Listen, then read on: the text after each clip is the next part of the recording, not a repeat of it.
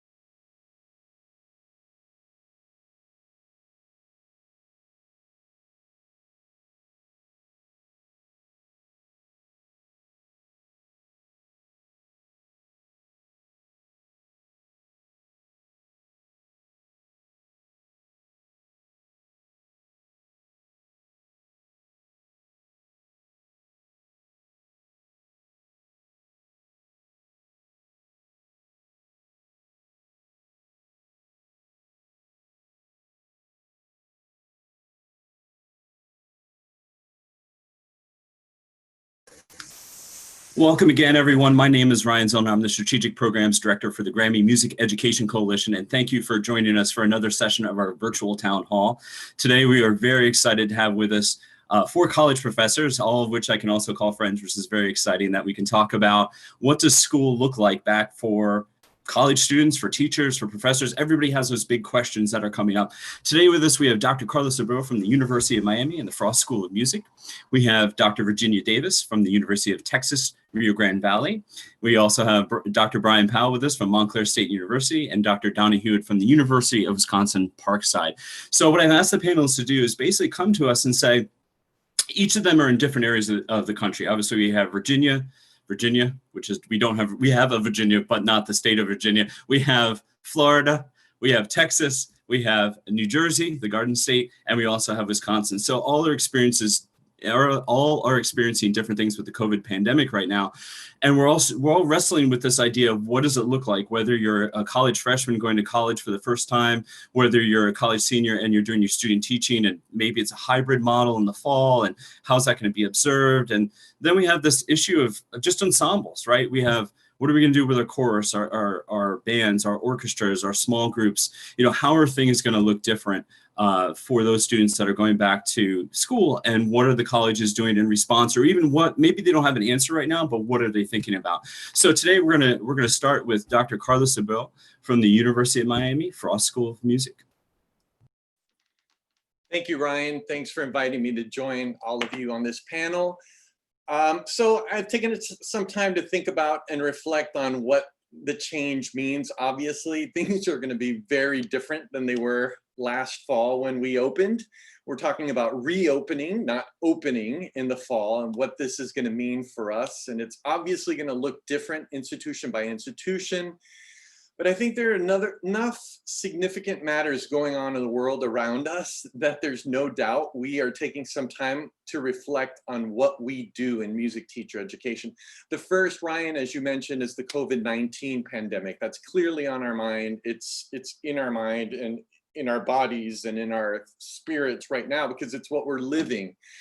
And so everywhere we turn, it's there. But I think another issue happening societally that we have to think about, that I'm certainly thinking about, is this tipping point for systematic racial injustice. And I think they go hand in hand in a way, but I want to reflect a little bit about how I think things are changing from a practical standpoint, and think about the constraints that we're going to find ourselves in as we move forward. So I think for me, the big lesson has been, I have to be soft planning. That is, you know, when you think of concrete, I cannot plan as if I'm building a concrete structure right now. It needs to be fluid. I need to put my improviser hat on. Like most teachers are, you know, really good at rolling with the punches and moving and flowing. And so I'm thinking about that. But so there's so many questions that I have as I plan. How will our universities open? How will PK-12 schools open? Because that's definitely going to affect what we do in music teacher education, because we're so reliant on our partners in schools. Of course, another part of that we need to think about is how our state accrediting bodies are going to respond to the changes, especially because we accredit many of the people who become music teachers with state licensure. So I can tell you at the University of Miami, our plan is to move forward with in-person opening of schools in the fall. We are going to have classes. They won't be like normal, but they're going to be modifications. Right now, we're going through the process. There's a formula based on number of people in a class to square footage of a space. So practically all of our classes are having to go into larger spaces unless they were smaller classes to begin with. And the upper administration is working on a model for how that's going to work. We're also working on the potential. We want most of our classes to be in person because we think that's so essential to the campus experience. But we are cognizant of the health issues and the well-being of students. So they're going to be hybrid models. There are going to be some models that are fully in person. The new thing is we're going to have cameras in every class, and all our classes are going to be recorded for students for some reason who couldn't attend. They will be able to watch it at another point in time. So we're really accommodating students as best we can. Something I'm thinking about a lot is the practicums. As I mentioned, they're central to what we do, and I think they need to be rethought in terms of what our schools are going to do. Right now, Miami-Dade Schools has not unveiled what the plan is going to be, so I have no idea. My plan going right before the fall begins is to gather my partner music teachers out in the schools together to have a discussion about what they would like, how our students can partner with them so that it's mutually beneficial. It's uncertain at this time. So I want to end with some thoughts, which is getting me to, it's forcing me to get to the essence of what does it mean to prepare somebody to be a music teacher. And when I do that, I don't feel as constrained as I would if I was just trying to replicate the model I have done for the past 15 years in music teacher education. So when I boil it down to the essence is I want music teachers, pre-service music teachers need to be thoughtful and imaginative planners. That is, how do they create lesson modules or lesson plan ideas that address important issues in music teaching and learning, including, and especially at this time, to me, issues of social justice, anti-racist pedagogies, which have always been a part of my curriculum, but I think they're going to be more forceful as I move forward. They're going to be more explicit from the pre-K ages to the older ages in general music. But that is, we have to be thoughtful about how we plan. I want my students, I've never done this before, but I'm going to have them plan for online teaching because it might be a reality of their future, even if we revert to normal at some point, which is probably going to be the case, I hope. But the technology is not going to go away. So how can they best leverage the technologies to move teaching and learning forward for students? Point two is I want them to be mindful improvisers. I want them as pre-service teachers to realize that as teachers, you have to roll with the punches. You're going to have snow days. You're going to have hurricane days. You're going to have, hopefully we won't have another pandemic, but we're going to have other issues come up. How do you improvise in those moments and keep the momentum forward, taking care of the well-being and the learning of our students? Keen observers. I want my students to be keen observers of the materials, musics, and pedagogies they use in the classroom, but also of their students. What are their students' needs at this point in time, as well as what's happening in our society? What are the structural inequalities that they could do something about in their practice? And finally, and I'll end here, is I want my students to be reflective explorers, that is pre-service teachers. I'm redesigning my classes so that they're always reflective about what they're doing as it pertains to any given time. And this pandemic is going to get them to reflect on what does that mean in regards to the inequalities that we have right now. We assume everybody has internet, fast internet. And that is not the case because there are many, many kids who don't have access to laptops. And so how do you modify instructions given those cases? How could you be on a task force in your school to rectify some of those inequalities in some way? So those are the things I'm thinking about from like a structural level. I'm working with upper administration. There are things that are out of our hands. Upper administration at the university, as well as state accrediting bodies and public schools. I'm thinking, what can I do that could work within whatever limitations and restrictions they bring forward as we move forward. And so that's where I'm at right now. And those are some of my reflections. Thanks for getting me to think about this, Ryan. Certainly, and some great points, Carlos. And I think one of the things that was interesting for me when listening to you was that I think it was about 3 weeks ago or so, we had a student panel on the town hall, and that was grades sort of like middle school through high school, and most of their experiences were very much that the music teacher was trying to recreate whatever they did in class. They were trying to recreate it in some way, shape, or form. So maybe you had a concert band that was trying to run sectionals through Zoom, but they couldn't all play. It became recreation rather than thinking about what can we do differently? How can we come out with a different strategy? And I think that's an interesting point. And the other thought that I had is then we had another panel on that really focused on more modern music, right? Beat creating, songwriting, those sorts of things. And the students were engaged with music. They would engage with music during their class, but then after school, they would also engage with music, and they also dove into it. They're already approaching it from this new angle. So what I encourage people to do as they're listening is thinking about ways that they can really reach, as Carlos stated, all students, knowing that there are divides that are happening. There are divides, and we have to address them. And we'll hopefully get to that a little bit later as well and dive into that. So thank you for mentioning that. But there's a divide of racial equality within our own structures in our ensembles. And then there's also the social divide of just access, right? Having access to technology, having access to these points. And those are all things that we have to come to the table and address as it goes through. One of the fascinating points that I made a note of was that you're recording all classes. And I thought, what a great way for multiple tiers of reflection and learning. Not only can the professor look and say, okay, what could I have done differently in this situation?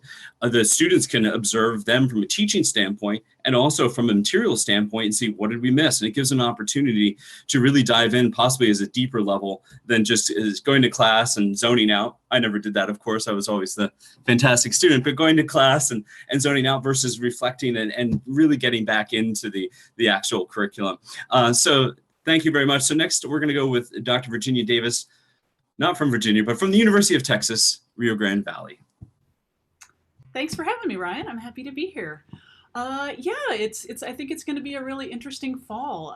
As Carlos mentioned, there's a lot of soft planning going on for this. It's difficult to plan for fall because we have no idea what's going to happen. On the other hand, we never really know what's going to happen in life, do we? And we still make plans. So my planning has to do with the fact that, again, like Carlos said, our university is hoping for a face-to-face model for the most part. I believe they said classes over 50 are going to be online only, but under that we have some flexibility. So my classes are listed as a hybrid, and I'm planning them as a hybrid because although I'm hopeful for face-to-face instruction, I just don't feel like that's necessarily going to happen. Things are super bad right now in Texas, and especially down where I am near the border. So the class I'm most focused on making changes to is my elementary general music methods class, because that class tends to be very interactive and hands-on, and it doesn't translate very well to online formats. So I've been kind of worried about it, and I've been rolling it around in my head quite a bit. With that class, I feel like it's really important for our students because most students don't come into their music ed program thinking they're going to be elementary music teachers. They're all going to be their high school band directors, right? Or their choir directors. So this is kind of my one chance to sort of pull them over to that format. So I feel like a lot of pressure to get that right. And then also, I think, as you were touching on earlier, Ryan, I think the general music skills are going to start to become more necessary. Ensemble directors are finding like they can't teach their groups the way that they used to. And so I think a foundation in general music skills, popular music skills, where we're looking at smaller ensembles, more creative ideas, ways for students to get together, think about music in a different way, is going to be really important. So I want to make sure that my students have that foundation no matter what they end up doing. So that being said, I've got a class that normally meets Mondays and Wednesdays, and we don't have larger spaces to move into to try to follow that model of how many bodies are in the room compared to capacity. So what my current plan is to split my group of about 30-ish students into 2 groups of 15 and see one group on Monday and one group on Wednesday and record lectures, but use the time together to do the interactive hands-on stuff that we don't want to do over Zoom. Like we could if we really, really had to. But elementary music, I want to do movement. I want to play classroom instruments, and there's going to have to be some changes in sanitizing, that sort of thing. I do have a little bit of a plan to maybe purchase a class set of face shields and, I don't know, put them in the dishwasher after class and sanitize them and maybe use that. I still don't feel like it looks like it's going to be safe enough to sing, which is going to be a real drag. Because we all know it doesn't work over Zoom, but I think it's going to have to. I'm looking into some thoughts of, I don't know, I have my eye on a looper pedal where I'm thinking about maybe learning how to layer things to sing rounds and that sort of thing so that they at least have some guide notes. There's some ideas there. I don't know. But yeah, I'm going to spread them around the class. We also have some good outdoor spaces where I am. It's pretty hot in South Texas, but really in the morning, I'm hoping that maybe we can move to some outdoor areas to do some of that.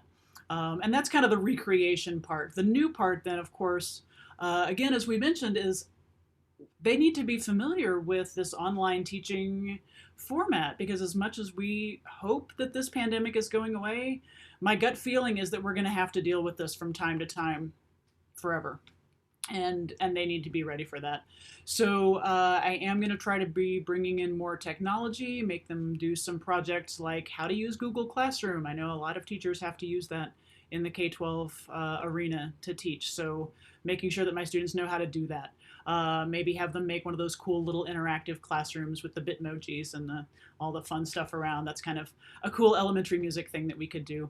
I already do a project having them do some work with Acapella, the Acapella app. Maybe bring in some band lab, Chrome Music Lab, make sure that they're aware of things that they can do with children in an online format and that they're comfortable with that. And if we have to go online and just do Zoom, we'll do that. But I am really hoping for the face-to-face. It's so important with them. And yeah, I'm just gonna, that's my plan right now. That's what I'm thinking about. Thank you so much. I think one of the interesting points for me is really, I remember when I started teaching in the last century in public school, I remember walking into the band room and thinking, what's really changed here since 1980? Right? It didn't seem like there was much different. Like I could have run a band the same way 20 years ago as I do now, and how this pandemic is really causing us to rethink the educational structure, the educational system, the delivery of content, how students are receiving that content, and what sort of shifts that are going to happen in perpetuity because of something like this. Whether it's just the infusion of more technology, or it's students going out and using apps like you talked about, or software that they're going to intersect with those more often and do it more frequently on their own. There's so many tools out there that that address, like people always like, how do I learn how to do something? Well, I go on YouTube. I figure out like, oh, I'm just going to go on YouTube. Think about saying that 20 years ago.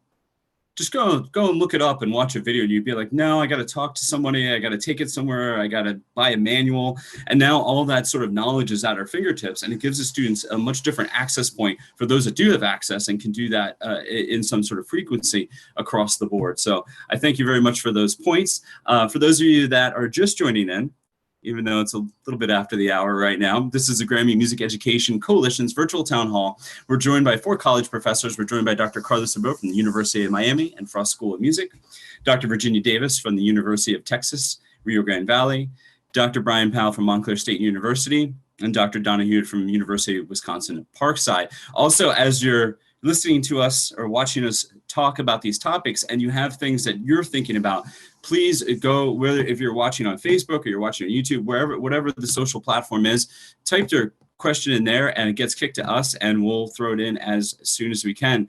So with that, let's go to Montclair State University and Dr. Brian Powell.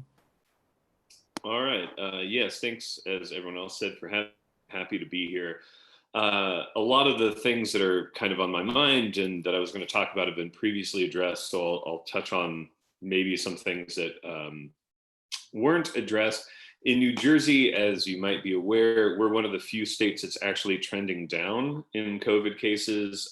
So, you know, wear masks, it works. And so there still is a lot of unknown. I mean, we peaked early in New Jersey and we're trending in the right direction, but that can change. Actually, Montclair's come out with, just like the flexible models that everyone's been talking about, there's kind of 5 different versions of what the fall could look like, everything from online synchronous and online asynchronous to hybrid to fully in-person with some distancing to a combination of different things. We also are installing multiple cameras in all of the classrooms and digital whiteboards and things where you can, you know, have the camera focus on the whiteboard and then the digital whiteboard and then come back to you. We also have mobile carts that have been, that they're kind of creating now. So if you're in a space that doesn't normally have that, you can wheel this video cart in. So again, lots of unknowns. We're hoping to use some large spaces that we have, you know, picturing maybe rehearsing a choir, but you're in, you know, a 2,000 seat auditorium or something like that. So everyone's really distanced. It's going to be a lot different for our ensemble directors as far as like hearing and sectionals and all those things that we're used to, but we're exploring what might be possible. Montclair State, from my perspective, has been doing a great job. They're dealing with just things that weren't on my radar, like ventilation systems and how the air travels through a building, and things that, I don't know, have increasingly come on our radars as we understand how music is made and things are projectiled. Is that a word that I can use in that sentence? So there's a lot of thought going on, you know, throughout lots of meetings and us trying to get together. But I think one of the exciting things is in my job at Montclair State, I have music technology actually in my title. I'm an assistant professor of music education, music technology. So I've long been a proponent of increasing technology into the classroom for composition, for learning, for building community. And we've seen the how necessary that is in this time of COVID. And I think one thing that we kind of all know is that we are not going to go back to normal anytime soon, and maybe never actually go back to normal. And so this time of change, there's some anxiety there, but I also think that it's in some ways the silver lining is that it's exciting that we can kind of move forward. You know, Ryan, you were talking about not a lot has changed in the band room. I mean, my dad was a marching band director, and the way that he was prepared to teach that class and the way that I was 30 years later, the same. The way he taught it pre-1980s, probably the same. So our field largely has been in need of kind of a version 2.0 or 3.0. And so I'm hopeful that as teachers are using Google Classroom and other digital platforms, as band directors and orchestral directors and choir directors can no longer just count on showing up and having a large group and they run rehearsals and it's always kind of the same. It's forcing us to really kind of take an examination of, as Carla said earlier, what's important, what are these skills that we need? What does it look like to have flexible musicianship and not just be really good at the trombone or whatever? I'm a trombone player. You know, what does it mean to be artistic improvisers in our pedagogy as well as our music making? So these changes are happening at a time when other change kind of societally is happening and is being thrust upon music education in a really positive way. Again, a silver lining of some of the activism and things that are happening now is we see the need for change in what we're doing to represent those students who are traditionally marginalized from music education populations. And so we've at Montclair State been having we had a staff faculty meeting that was like a 4-hour meeting, and the largest part of that last week was talking through some of these ideas of how do we think through our structural racist tendencies as a school, as a society. How do we reflect anti-racist pedagogy in our own work? How do we honor the voices of the students of color that we have in our department? How do we think about the voices of students of color who are not in our department because there were barriers of participation from letting those students come in? And so I think that this couldn't have happened. I mean, it would have been nice if these changes could have happened previously, but because change is in the air and because we're having to rethink so many things, I think that it's a really golden opportunity. Again, there's a lot of anxiety and it's a lot of unknown, but as long as we're totally rethinking things and making change, let's really critique our practices. And so one of the things that I'm trying to do, I met with the other music ed faculty at Montclair State. I have great faculty there who've been talking about social justice and democracy long before I got there. So thinking through, again, what are these, what are the core values that we want our students to have? What are the skills that we want them to come away with? And how can we use this time to maybe enact some of these changes to make that happen for them? And so a lot of the work that I'm doing now is the same work that everyone's doing. How do we socially distance? I teach popular music courses that are hands-on, they're playing the instruments, and that doesn't work virtually. We can use cloud-based digital audio workstations to record music, but if they don't have the facilities. So I'm thinking through all those things, but I'm also trying to think through structurally, how have we as a Cali School of Music provide barrier to participation for students of color to become music education majors? How have we not been inclusive? How in my own work have I not done the work of anti-racist pedagogy that needs to be done? And so really using this time when change is happening anyway, to really embrace the kind of larger structural change. And it's not easy, but I think we just need to kind of start somewhere, and we need to connect as a community and say, hey, here's what we're doing, and here's how we're bringing in non-traditional students, and whose traditions are we valuing when we say something's traditional or non-traditional. And so having these conversations, I think the time is now, and it's something that, in addition to all the work that's been going around with COVID and restructuring, and we're starting a little earlier. Our students at Montclair State aren't coming back after Thanksgiving because it gets cold in the Northeast, and that's kind of flu season. So we're doing some of those changes. But again, my focus in the last handful of weeks has been structurally, how do we use this time of change to really make meaningful changes that will be there long after COVID is gone, but these kind of changes we enact now are positive. So I still have a lot of learning and figuring out left to do, and a lot of conversations to be had, but that's kind of where my mind space is currently. I think, and I've after everybody stops, I say I think, so I will stop doing that. But one of the things that's interesting for me is that we're going to be training music educators differently and asking different things of them. Are the requirements going to be at some point going to change for them auditioning into a music program?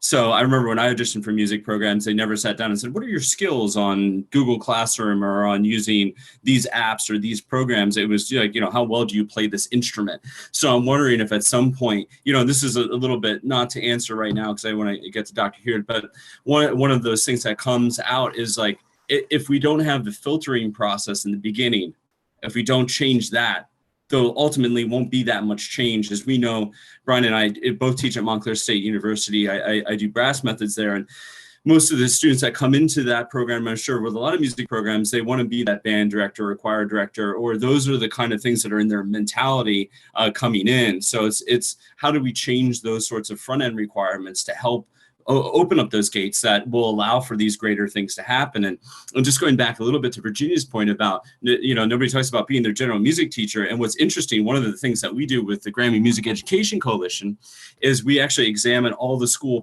music participation data for multiple school districts. And 70% of the students that are being reached are through general music. That's the bottom line. And in the districts that we work in, the only areas of growth have been within the popular music sectors. Everything else has either stagnated or gone down. So something to think about as where are the students gravitating toward. And we can go into, what types of students, or what's the demographic background, what's the racial background of those students that are actually joining those programs. It won't surprise you, but when you put those types of programs in mass into a diverse school system, you are then again sort of reflecting those types of things that they're filtering what you think might be important that's going to happen within that system. So as we get back to that, we also have a few questions from the audience members. I think we can save those for a little bit later at this point. But I'd like to get on to Dr. Donna Hewitt from the University of Wisconsin. Parkside, what are you doing in the state of Wisconsin? Well, hello, Ryan. Thank you for having me, and hello to my colleagues and friends. It's nice to be here with all of you. So Wisconsin, when you look at the map that is always shown on the news and where the hot spots are growing and everything, Wisconsin isn't necessarily lit up. So we are fortunate in that sense. However, I regularly check out wisconsin.gov, and I do see an increase in our cases steadily climbing. So I think our university has done a really nice job of making sure that the health and safety of our students is in the forefront. And that is really how they're guiding, as others have said, they're going back procedures for the fall. Similar to what Virginia was saying at the University of Texas Rio Grande Valley, we have our classes that are 40 to 50 students. They're going to be all online as well. So I do teach a world music class, and that I'm preparing currently for that class to be fully online for the fall. And one of the things our university does really well is provide professional development to our professors. So a lot of professors from Parkside and throughout the country were participating in an online learning forum, basically, where we're learning basically about best practices in online teaching. So the university is supporting us in learning better skills, how we can better engage our students through this online platform, since many of us were in a scenario where we were teaching online for the first time in the spring suddenly. So in terms of ensembles within our department, we have done, again, similar to what I'm hearing, a lot of what Virginia said is what we're considering doing at Parkside. Our choral director is making use of outdoor opportunities with the choir. So definitely, given it's Wisconsin, that's going to be in the early part of the semester. So I don't anticipate we're going to be singing in the snow. And our band director is meeting with our university Band Directors Association to discuss what best practices are going to look like for them. We have a contemporary program at Parkside, and the flagship ensemble for that is called Range. It's an a cappella ensemble.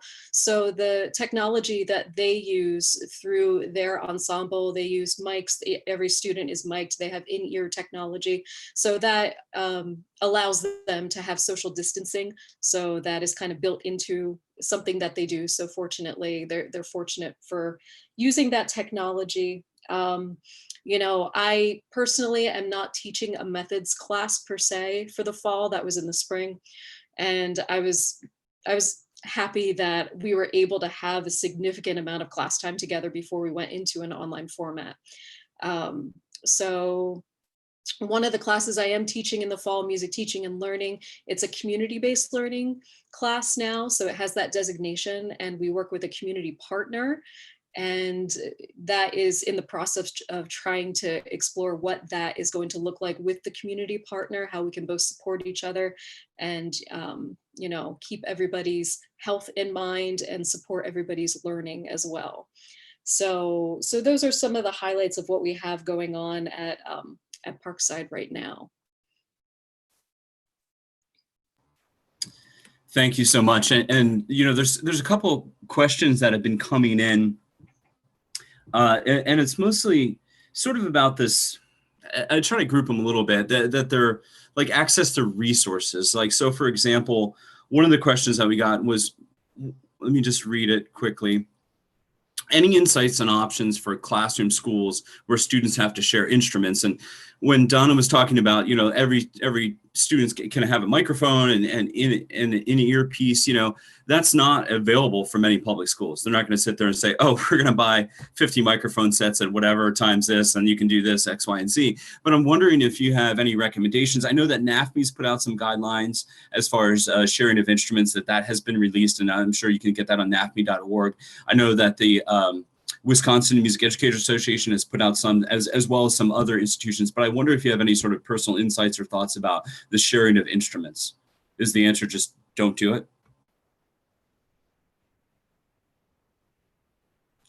Anyone want to take this one? I mean, Dr. I Bell? think there are some real practical ideas, such as, I mean, this is good for if you own stock in Purell or those Lysol wipes. But I mean, it's as simple as, if you use it, here's how you wipe it. Just like general music teachers do this all the time. And I'm thinking, when you share instruments, I'm thinking of Orff instruments. I'm general music, so that's where I come from. Or you're using rhythm sticks and all the kids are using them. I think there's some ways that it can easily be disinfected between classes. General music teachers are used to doing that sometimes with recorders and with other types of instruments, band directors, I'm sure, with mouthpieces and things. That's my off the cuff idea for how to share, unless you're sharing in the moment. I mean, I don't know what kind of sharing specifically, but.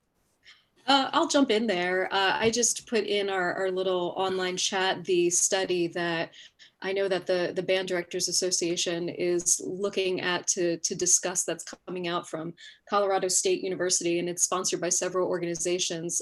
Specifically, it looks like some band organizations, Conselmer being one of them, although I don't know if they would consider themselves a band organization per se. So perhaps that's something that we might be able to share with the public on that, although I don't have a specific response, but I think there's still a lot of research going on for how to best do that. So perhaps maybe that's why we don't necessarily have that answer per se just yet. Yeah, and I might comment about that. There, Donna, you mentioned the Colorado State, but there's also University of Colorado has commissioned, and NAFME has partnered with a lot of major organizations to support this research. But it's looking at, and this will be important for choral directors and band, more instrumental, they're looking at the aerosol and the spread of the potential spread through singing and playing and even acting. So those will be really important. That data, the preliminary data, should be coming out mid-July is the last update that I heard. So we'll be looking out for that for certain. Thanks for mentioning that, Donna. I was also going to say, too, the other option, of course, is to not share instruments. I know a lot of elementary general music teachers are talking about creating a kit for each student, and maybe even having that kit at home. So when they're doing work over Zoom, so making little kits that include a pair of rhythm sticks, a little drum, a recorder, some egg shakers, those kinds of things that the students would have of their own, and not sharing at all. And that's certainly an option I'm looking at too. Just checking out the ukuleles and having them take them home if we need to, or making a little kit out of the classroom instruments that I have and checking those out to my students, so that we're not sharing at all. So this is a perfect segue to Laura's question here, where she commented, yes, and this is to response to Brian's statement about Montclair State. Ventilation is a major factor. Do you know of any studies that are being done about this specifically? And then she also mentions the aerosol studies that are being done at CSU. So has anybody been studying, or have you heard of anything along just the ventilation systems in classrooms? Yeah, so not offhand that I could pull up right now, but I know that there's a lot of work being done around that area, because it's something that our School of Music brought up a while ago, and that there are different systems in different buildings throughout the campus of Montclair. So some of them, recycle the same air and filter it, but maybe the filter isn't the right filter. Other systems, take air from outside and pass it through and exit it. And so it's something that, we have newer buildings at Montclair State University. I think when I was a public school teacher, I taught in a building that was 120 years old, as a lot of New York City public schools are old, and it had kind of Gothic architecture. There's no ventilation systems. There was no air conditioning. The heating was really old. And so I think for K-12 teachers, there's going to be a lot of considerations that might not be on the radar of school administrators, or maybe it is. I don't want to speak on their behalf, but it's something that I think we as music educators, instead of just showing up and hoping things are fine, we need to educate ourselves, thinking about, I have classes where we share microphones, I can wipe the outside of the microphone off, but I'm just now learning, okay, well, what about the insides of the mics, and how long do I need to let something sterilize after I use it before another student could use that microphone? And are certain types of microphones better than other type of microphones? So I think this is a time when we as a community, again, need to share information, need to attend webinars to educate ourselves around these issues, because we might come into our buildings being the expert, because there are projectile things in the aerosols, and singing is different than just having students who are talking in a math class. And so I think, yeah, the more we can share resources and educate ourselves, the better. So Virginia, this question is to you from Steve Holly. He says, will your students attend via Zoom on alternate days, or will you be teaching the same concepts twice? Wondering how you might use a blended environment to maintain momentum and not have the content.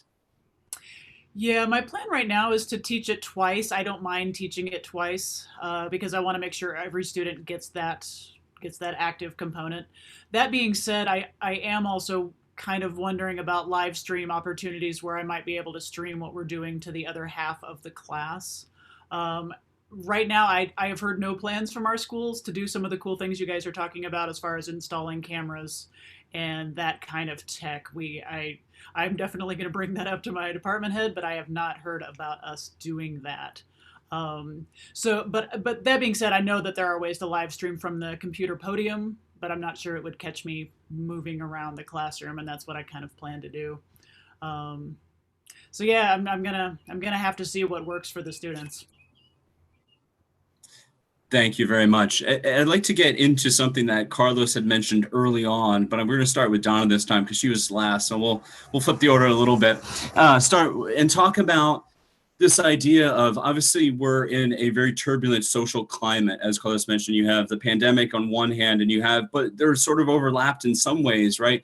And I know that many of your departments and many of your programs, or just even you yourselves, are thinking about how to approach music education and what are we doing differently in the idea of equity, social activism, the real change that we are, and how are we taking this as music educators. There's many songs that, as we've known from the discussion boards, that people use and they're like, you should not be using these songs, and all of a sudden you see this change. It's very similar that you see in product packaging. You have the Aunt Jemima that has been all over the news as far as now we're changing this, even though people have been talking about this as an issue for decades, and now the company is saying, yes, let's change this.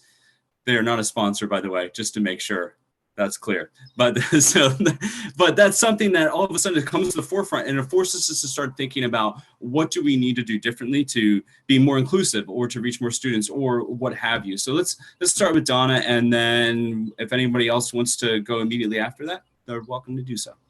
All right. Well, thank you for that. Thank you for that question. It's so important that we are infusing these topics and cultural responsivity, anti-racist pedagogy into what we do. For me specifically, it's something that, similar to what Carlos said, it's always been part of my practice. For my general music methods course, for example, we take a good look at repertoire, and we look at what some of the problems are of some of the songs that have racist backgrounds. Connections to minstrelsy, and whether or not we should be teaching them to elementary students without that context and knowing the pain that can perpetuate in our society. Also in the fall, I do an ecosystem report with my students that looks at what is the ecosystem of a specific community center that we work with, and how does that provide access to students that might not have access to music, or music in ways that they wish to engage. So I think one of the things, if our viewers are not aware of, as a music education resource, there's a fantastic Facebook group called Decolonizing the Music Room that I can't speak highly of enough, that just provides so many wonderful resources and important conversations. So I would highly recommend that our viewers look at that specific Facebook page, and be sure to read the rules as well as to how to proceed, because it can be challenging if you're not used to having these conversations. We can do things where we expect Black, Indigenous people of color to, carry the weight for us on doing some of the work when they shouldn't be expected to do that. So that's one thing. Another thing that I think that we can do, this is an election year. And I think one of the most important things that we can do is encouraging our students to vote. And also, with that being said, it's encouraging isn't enough. I think providing the resources so that they are educated, to say, hey, what are the issues that are near and dear to your heart? What are things that are going to promote equality across our nation? And I remember in Wisconsin, when we had our election for the governor, our university provided really great resources on how to look at all the candidates and the issues. And I had that as part of one of the modules on my Canvas page, my learning system page, so that they could look at that, because it's important to have that conversation without isolating anybody in their views. So we did that. And I think it's also important to model and discuss how to have a conversation when you disagree. I think that's something that we don't give enough attention to many times, especially younger students might feel unsure of how we can have those conversations. So that's definitely one of the things that I do in my classroom. We actually use conversation guidelines about how we can talk to one another. So those are my thoughts there. Thank you. Thank you so much, Donna. And I think I said I was going to go roundtable, but I think I want to go to Dr. Bill next. One of the things that, I've been thinking about quite a bit in my role with GMEC is data, right? Data as far as music participation. And I mentioned this a little bit earlier. And I know that when I started teaching, it was the thought that everybody can take band, chorus, or what have you. Everybody has the opportunity. They choose not to participate in those ensembles. But really, we need to do more than that, right? We need to do more than just say, here are your two. Imagine you go to the grocery store and you're a cereal eater or whatever, and you're like, there's two options. You can have oatmeal or cornflakes. And if you don't want that, then there's nothing available, right? No, you just don't like cereal, I guess, right? Are there things, and I know I'm thinking about your study, Dr. Bill, looking at Latino students and the ideas behind greater participation in music education. Maybe you don't want to go in this direction, but I'm just thinking about as I'm working with that idea too, as we look at the different ethnicities and races that participate in music, there's obviously a disparity, right? There's a disparity based on race. There's a disparity based on free and reduced lunch status. There's these ideas, like, are there ways that maybe you've been thinking about or breaking that down? Are there approaches that you take at the University of Miami that help reach more students? Just what are your general thoughts? And if you don't like the question, just pass it immediately to Brian. Thanks for the question, Ryan. Yeah, the policy, it's a big question, and I don't think it's as simple as a band choir conversation alone, because I think there are many choirs and there are many bands that can be taught in different ways. So there's on the one hand, we could look at the data and assume that these band or choir classes are taught in very traditional Eurocentric ways, and we could speculate. And all Ken Elpis, the study you're referring to, Ryan, is the one that I did with Ken Elpis, looking at trends of participation in high school music ensembles. And a lot of it is speculative. We don't know the reasons why certain groups do not participate. And part of my speculation, my interest in English language learners and those who aren't native English speakers, was always our assumption was that they were being excluded systematically by counselors because they were told to take remedial courses in English or in math or in other subject areas. But recent data that has emerged has suggested it might not be so much a language issue, it's more a socioeconomic issue that comes to play. And I think this is a time, and this goes back to, I think you brought it up, Ryan, after I spoke, and that's how do we reimagine? Is this an opportunity for us to reimagine what how we teach. So if we're teaching a traditional band class, how we could teach it in a way that is more responsive and culturally sustaining. And I think some teachers are starting to think that way. Here's the traditional model, but how can we teach differently? And there's some people that say, let's re-envision new courses. Why don't we offer songwriting, basic guitar and songwriting in every high school in America? How many kids could respond to that? But we could teach a traditional popular music or songwriting class in a way that is very traditional and might not attract the students that we're trying to bring who have been left behind by music education. So it's a great question, Ryan. It's a very complicated one, right? But I think it's one that at this point in time, when we're rethinking everything, it gives us an opportunity to think and rethink traditional models as well as new models that might engage a broader segment of the population. I want to go back to you brought up, and Donna started to bring this up, and you brought this up, all the statues going down, that being pulled down. It's getting us to reflect and think critically. Part of music education is having students realize that they're shaping, they have action, they have agency, and they have action. They will act and make determinations on what is our Star-Spangled Banner is our national anthem. Do we know something beyond the third verse or the second verse of the Star-Spangled Banner? What does that mean? And how do we shape the musical world as, the whole world that we want?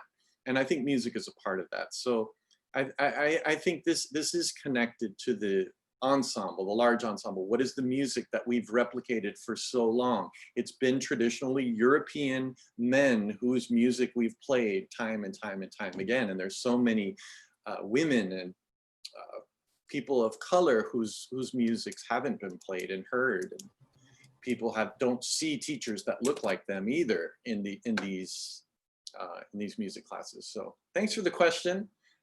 I just started to tap, scratch the surface. This would need its own discussion alone.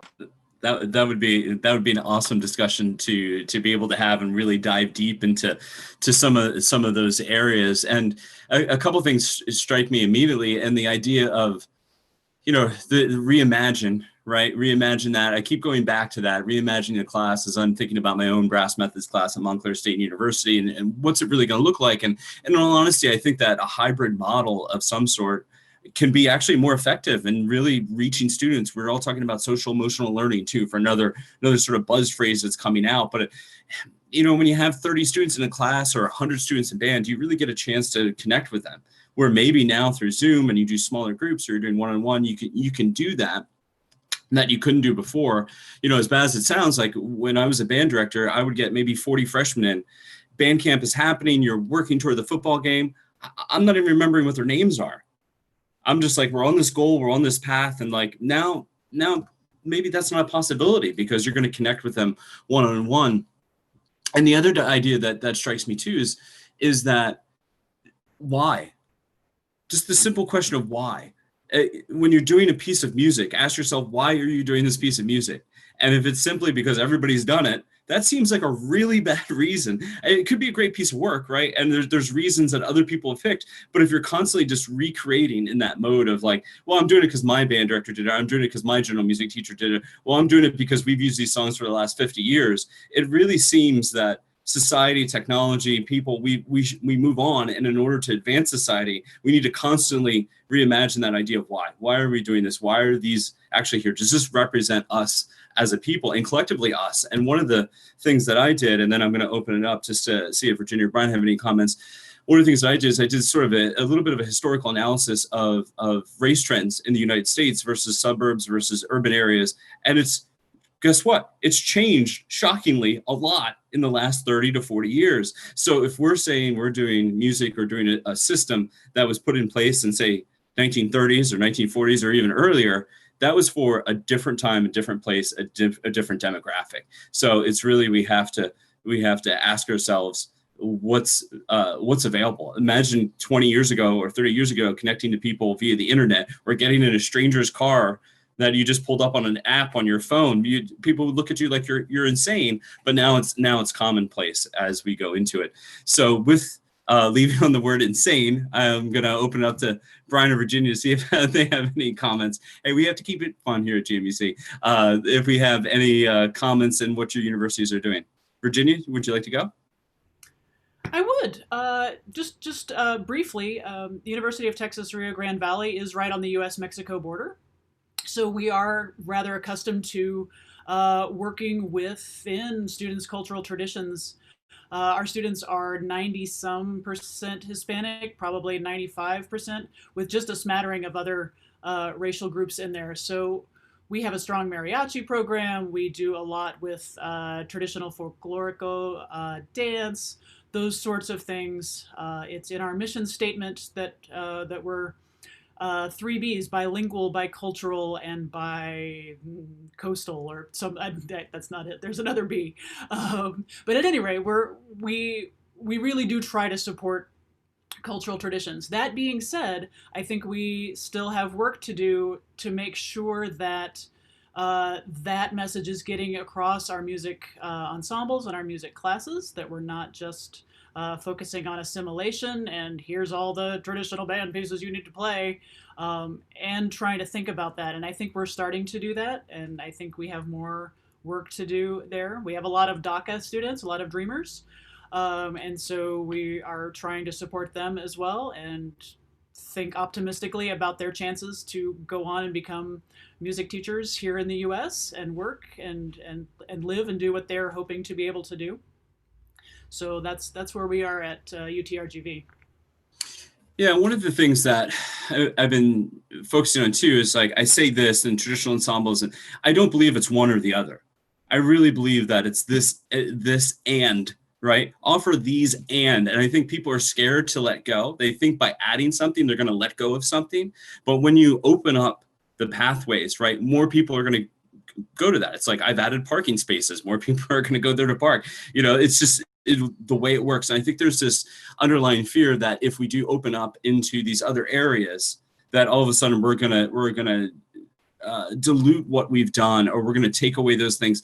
And I can tell you unequivocally, without a doubt, of looking at data for these school systems over the last number of years, that is not the case. It always expands, it always opens up, and that's what we're looking at doing. So it's not, in my mind, a this or, but a this and situation. So Dr. Powell. Yeah, I know we're almost at time. Just quickly, I think, and something I've seen in, with Virginia students incorporating like mariachi in with their elementary general. I think it starts with a conversation with students. What are their musical identities? What's important to them? How can we work from there and move forward? What do they want to play? What type of music is meaningful to them?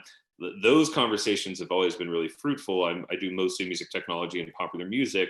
But the repertoire is chosen by the students because it's about their ensemble, not my goals for that. And I think there's a lot of possibilities there. And I think another thing that music educators, going back to this idea of songwriting and activities and how do we engage with students, is educating ourselves about trauma-informed pedagogies. A lot of our students have experienced trauma during this time.